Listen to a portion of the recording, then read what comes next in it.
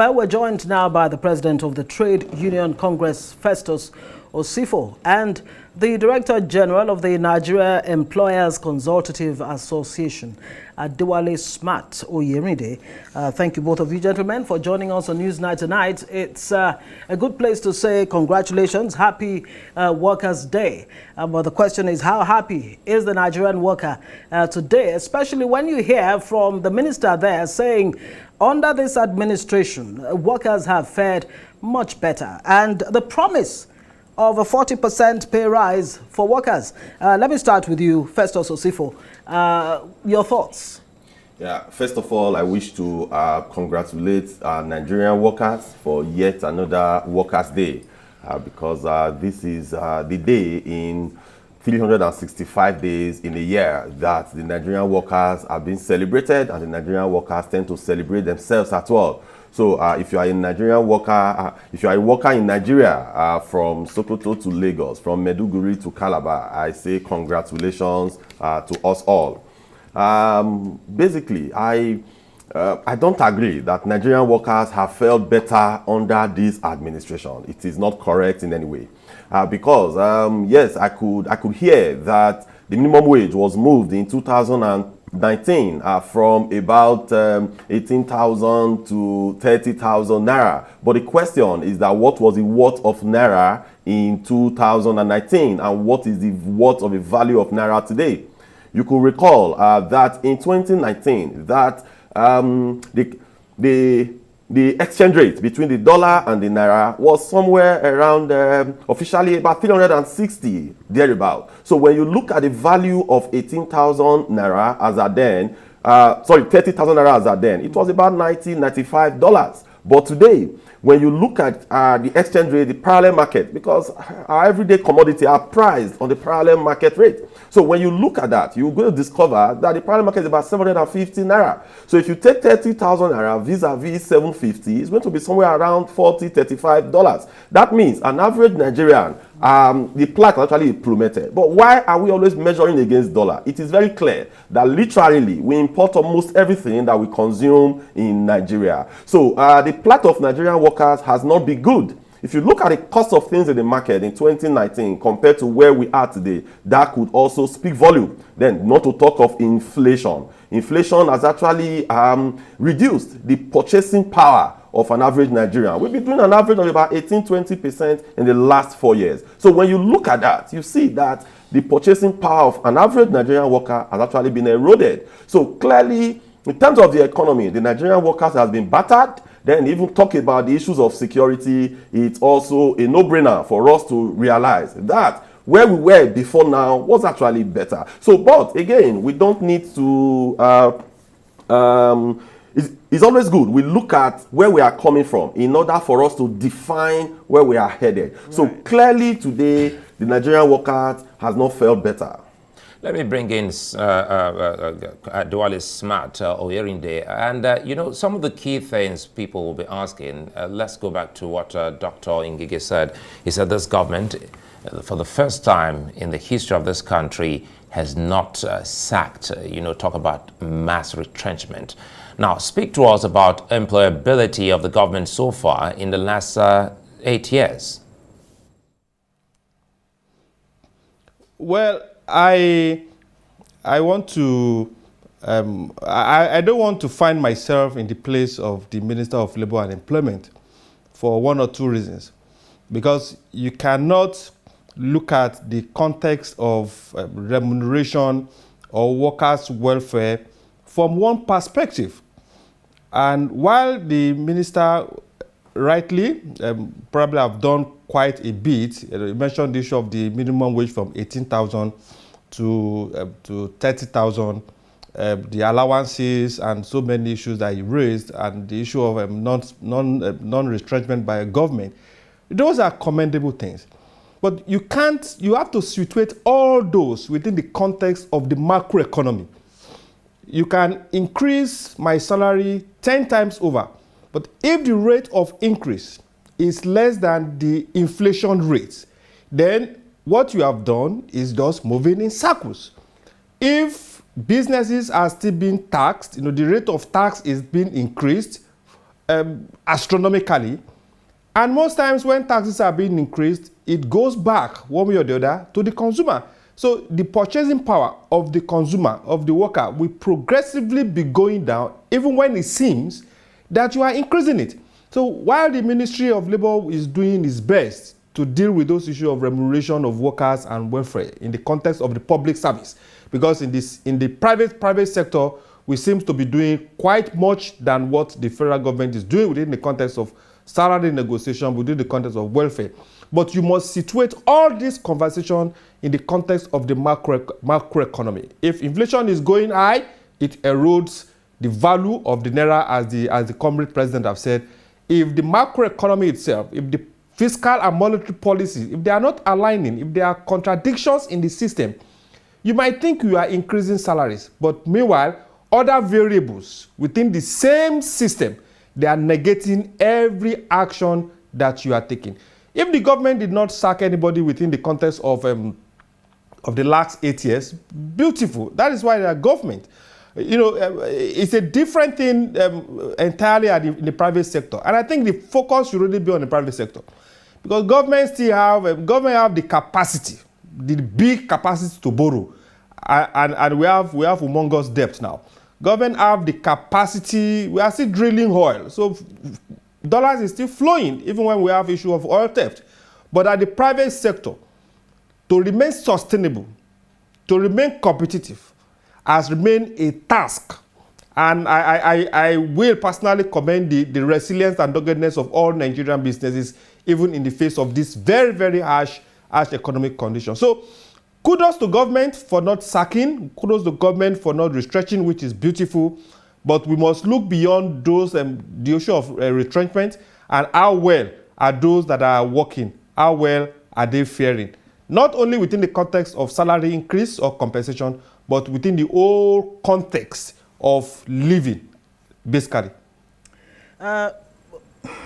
Comrade President, Mr. Osifo, would it be fair to actually ask how much value really is the Nigerian worker bringing to the Nigerian economy and every aspect of the nation? A lot of people actually put the blame for the state of the nation at the doorsteps of the civil service, for example. When you look at the ministries, departments and agencies of government and the bottlenecks and the slow pace of whatever it is you need to happen in those MDAs. People say, look, you are the cog in the wheel of the progress of Nigeria. Is it a fair statement? Not at all. It's not a fair statement. But before I talk about that statement precisely, let me quickly make allusion to what the minister said, that this is the first government that has not retrenched. That is not correct. It's also on record that the Yaradua and the Goodluck government never retrenched. So they were there for 8 years between 2007 and 2015. There is nowhere that this government also retrenched. So it is not true to say this is the only government that has not retrenched since the Shagari government. That's not correct. But having said that, what value is the Nigerian worker bringing on the table? You talked about civil service. Let me just ask you, have you ever been to most of the offices that an average civil servant work? When you get there, you will not have light. When you get there, you will not have even facilities to work. When you get there, the environment is hot. The working condition, it's constrained. So basically, before you ask a worker to be productive, you need to provide the tools for that particular worker to work.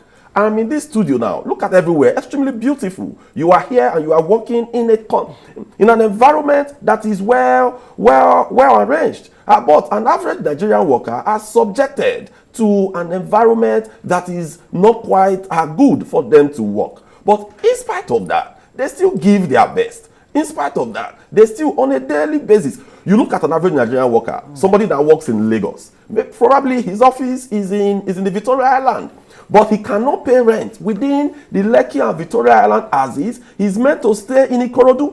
So this worker, on a daily basis, we have to ferry its way to Ikorodu. So before he gets back to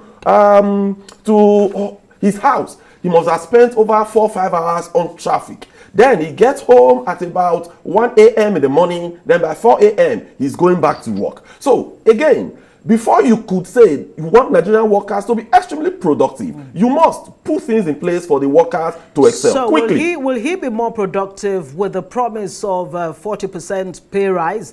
And Tinubu himself, the incoming president, says he's going to pay the Nigerian workers something that's way more better than the minimum wage. Yes, minimum wage is one, but beyond that, the tool to work and the environment to work is also very okay. I mean, must be okay. If you look at the private sector, for example, you see that Nigerian workers are delivering values. If you look at the telecommunications sector, you look at the ICT, you look at the oil and gas. In the oil and gas today, the technology that is required to drill oil is quite sophisticated. But if you look at that sector, 95% of those that are working in that sector are Nigerians. That shows that when you provide the tools for Nigerians to work, they can actually deliver.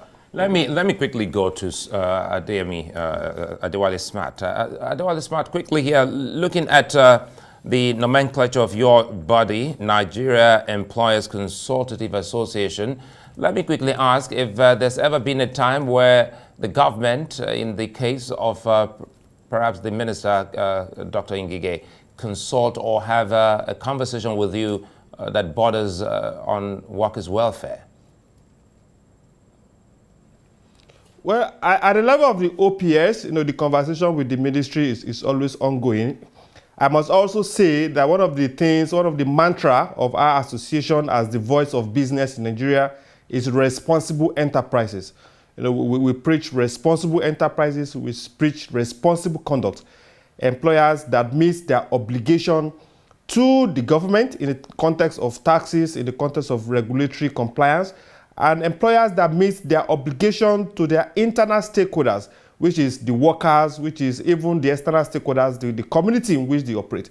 So the engagement with the ministry and other relevant stakeholders is ongoing, is deepened, so that we progressively, within the context of our limitation, I must say that, within the context of our limitation, take the issue of workers' welfare very, very seriously, beyond the context of salary, even to the issue of product sharing, even to the issue of profit sharing. I think the private sector deserve a bit of kudos, how far they have operated and how far they have conducted themselves. Now, there might be one or two employers that are not aligned, which you find everywhere. And it's also the responsibility of the Ministry of Labour through the labor inspectors to make sure that employers that are not aligning, that are not living responsibly, and that are not aligned to the concept of decent work, that they face the music. But predominantly, I can assure you, our members are responsive, they are responsible, and they are playing their role within the context of our limitation. And those limitations are basically the macroeconomic situation.